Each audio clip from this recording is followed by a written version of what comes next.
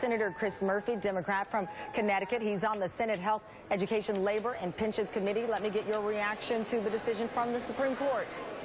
Well, thanks for having me. It's a clear and convincing decision here, and my hope is that this puts this debate to rest. The House of Representatives have voted, 60, 70 times to repeal the Affordable Care Act.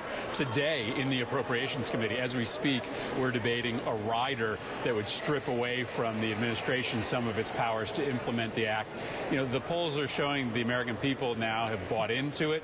The benefits have accrued to literally tens of millions of people, and there are just more important things that we should be talking about than this continued obsession with repealing the act. Hopefully we can move on after today. And I think people might appreciate your optimistic tone, but let's be real. That is not what we're hearing, though, from the opposition already, both from Republicans who are running for president and those who want to hold a majority in Congress, saying that this fight is not over. What the next step is, it is not clear, but the battle lines have been drawn from the very beginning 5 years ago, and now we are just within a stone's throw of a presidential election.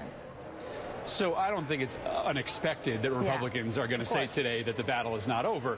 But what's going to then happen is their strategists are going to sit down, look at where the middle of the electorate is, and decide as to whether or not it makes sense to continue to pursue this. And the reality is that the middle of the electorate increasingly is more and more comfortable with the Affordable Care Act, and they're sick and tired of Republicans using Washington to just grind this ideological axe. So, yeah, today they're going to say that the fight isn't over, but once they sit down together in the next few weeks, they might have a different take on this. Okay, but on the flip side, you have some progressives. We just had a representative of one of the nurses associations who's saying, we should have gone the way of a single-payer system.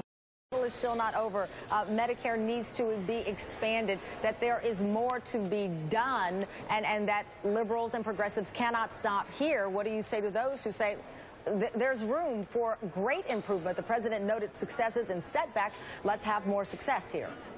Yeah, hallelujah. So, I went down to the floor yesterday and said that in the wake of the Charleston shooting, we should have a conversation about a desperately broken mental health system.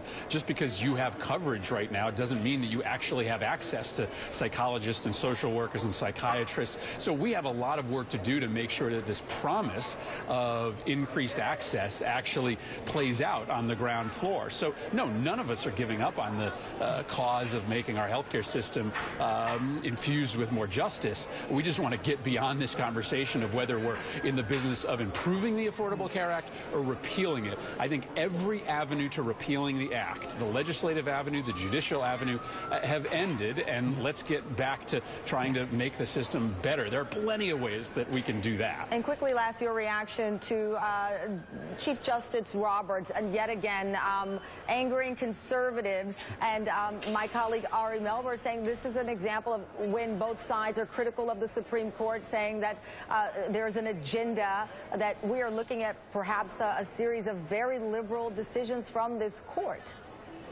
Well, we'll see what happens on the gay marriage case, but this is going to be potentially an extraordinary long weekend for this court.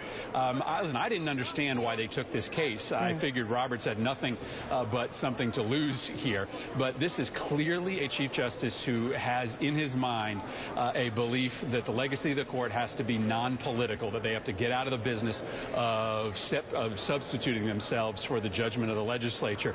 He's been on a lot of these big ticket decisions, a pretty impressive Supreme Court Justice, Chief Justice, with a legacy, I think, in the front of his mind. Senator Murphy, thank you so much for your time.